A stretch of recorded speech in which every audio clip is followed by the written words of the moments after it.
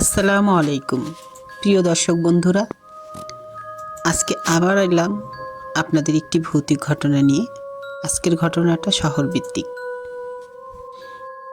ঢাকা শহরের শাহবাগ এলাকার একটি রহস্যময় ফ্ল্যাট নিয়ে আজকের গল্পটি সাজানো। 13 তলা একটি ভবন, খুব সুন্দর সাজানো গোছানো। দীর্ঘদিন ধরেই নানা কাহিনী ও ভৌতিক আলোচনায় প্রচলিত আছে। বলা হয় ওই ফ্ল্যাটে যারা একবার বাস করতে আসে তারা 1 দিন 2 দিন 7 দিন বা 15 দিনের বেশি কেউ থাকতে পারেনি। স্থানীয়রা বলে এটা অভিশপ্ত ফ্ল্যাট, তাকে অভিশপ্ত ফ্ল্যাট বলেই সবাই জানে। গল্পের শুরু হলো এক সাহসী দম্পতি ফ্ল্যাটটি দেখে এবং খুব পছন্দ করে। এত সুন্দর সাজানো গোছানো একটি ফ্ল্যাট, এবং তারা একটি কম দামে ভালো একটি ফ্ল্যাট খুঁজছিল। তাদের ফ্ল্যাটটি পছন্দ হয় এবং খুব অল্প ভাড়ায় তারা এইসব স্থানীয়দের সতর্কবার্তা এবং ভৌতিক কাহিনীগুলো জেনেও তোয়াক্কা করে না। তারা ভাবে এত অল্প টাকায় এত সুন্দর একটি ফ্ল্যাট পাওয়া যায়, তারা এটিকে গুজব বলেই ভেবে নেয় এবং ফ্ল্যাটটি ভাড়া নেয়। প্রথম রাতেই তাদের তেমন কোনো সমস্যা হয় নাই, সব কিছুই স্বাভাবিক ছিল। ঘটনাটি ঘটে দ্বিতীয় রাতে তানভীর হঠাৎ ঘুম ভেঙে ওঠে।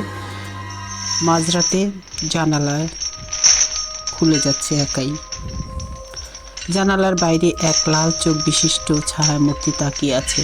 তানভীর সেদিকে তাকিয়ে দেখে এবং স্বপ্ন ভেবে আবার ঘুমিয়ে পড়ে। অদ্ভুত একটি ঘটনা শুরু হয় তৃতীয় দিন।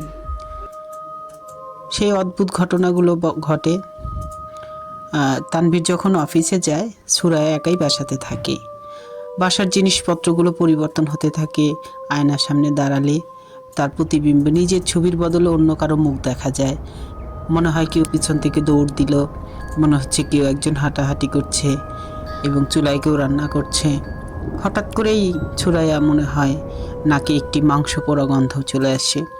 সুরায়া ভাবে হয়তো আশেপাশে কেউ রান্না করছে, কিন্তু না, সে রান্নাঘরে গিয়ে দেখে যে রান্নাঘরে ওইখান থেকে তীব্র একটি মাংস পোড়া গন্ধ বের হচ্ছে, কিন্তু চুলা বন্ধ, কোনো গ্যাস জ্বলছে না। সে ভয় পেতে শুরু করে। অদ্ভুত একটি ঘটনা শুরু হয় চতুর্থ দিন। সে বাসার জিনিসপত্রগুলো এক স্থান থেকে আর এক স্থানে পরিবর্তন হওয়া দেখে সে তানভীরকে সব কথা বলে। তানভীর বলে, নামাজ পড়ো, আল্লাহর জিকির করো, সব ঠিক হয়ে যাবে। তানভীর অনেক রাতে বাসায় ফেরে। একদিন হঠাৎ করে কলিং বেল বেজে ওঠে। সুরায়া গেট খুলে দেখে দরজার ওপাশে দাঁড়িয়ে আছে একটি মেয়ে, 10 থেকে 12 বা 13 বছর বয়স। বোঝা যাচ্ছে না আসলে বয়স কত, তবে মনে হচ্ছে আইডিয়া করে 10 বা 12-13 বছর বয়স। দরজা খুলে দেখে একটি মেয়ে দাঁড়িয়ে আছে 12 কি 13 বছর বয়স। তার মুখে লাল রক্ত। শিশুটি ধীরে ধীরে ঘরের মধ্যে প্রবেশ করলো। আমাকে যেতে সাহায্য করো। সে সুরায়া পাশ কেটে ঘরের ভিতর ঢুকে গেল। তানভীর এবং সুরায়া সিদ্ধান্ত নেয় ফ্ল্যাটের ইতিহাস খুঁজে বের করবে। তারা ভবনের পুরনো কেয়ারটেকারের কাছে যায় এবং জানতে চায় যে এখানে আসলে ঘটনাটি কী। তখন কেয়ারটেকার বলে, এই ফ্ল্যাটটি একটি ধনী ব্যবসায়ীর ছিল।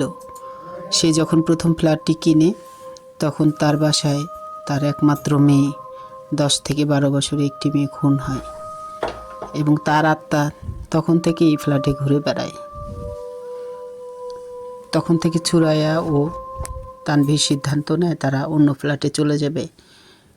বাসায় আসে ঠিক সেই রাতেই তানভীর আর সুরায়ার সাথে ঘটে ভয়ঙ্কর এক ঘটনা। রাতে সুরায়ার ঘুম ভেঙে দেখে পাশে তানভীর নেই। সে লাইট জ্বালিয়ে দেখে তানভীর ফ্লোরে অজ্ঞান অবস্থায় আছে। দেয়ালে লেখা আছে, তোমরা এই ফ্ল্যাট থাকতে পারবে না। একসময় ফ্ল্যাটের জানালা থেকে নারী চিৎকার শোনা যায়। সেই নারীর লম্বা চুল, বিকৃত মুখ আর চোখ নৃশংস ক্রোধ। সে বলে, তোমরা আমার জায়গা দখল করেছ, এবার আমার মতো তোমরাও মরো। অবশেষে তারা দুজনেই অজ্ঞান হয়ে যায়। পরের দিন জ্ঞান ফেরে এবং সুরাইয়া তানভীর ফ্ল্যাট থেকে চলে যায়। স্থানীয়দের সব ঘটনা বলে, তবে কেউ তাদের কথা আর বিশ্বাস করেনি। কয়েক মাস পর আর এক দম্পতি আসে। তারাও 5 থেকে 7 দিন থেকে তারাও এভাবে পালিয়ে যায়। এইভাবে ওই ফ্ল্যাটটিতে কেউ ভাড়া থাকতে পারেনি, কেউ ওই ফ্ল্যাটটি আর ভাড়া নেয় না। আজও শাহবাগের সেই ফ্ল্যাটটিতে কেউ থাকতেও সাহস পায় না। গভীর রাতে ভবনটির 13 তলা থেকে এক নারীর কান্না চিৎকার শোনা যায়। কেউ কেউ বলে ওই ছোট্ট মেয়েটির আত্মা হয়তো অশান্ত, আত্মাটি শান্তি পায়নি।